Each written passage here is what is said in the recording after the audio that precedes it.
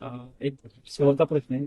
भाजपनं अधिक पत्रकार परिषद घेतली आणि यामध्ये स्थानिक पत्रकार परिषद घेतली. यामध्ये स्वबळावून बदल्याचा नारा दिला स्थानिक स्वराज्य नाही, मला माहित नाही त्यांची कुठं पत्रकार स्थानिक झाली परिषद जिल्हाध्यक्ष. त्यांनी घेतली असेल.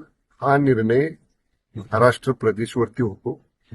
आणि हे बघा, त्यांनी जर पत्रकार परिषद घेतली असेल, त्यांची स्वबळ मी ऐकलेली नाही. तुमच्या म्हणण्यावर विश्वास ठेवून मी बोलतोय.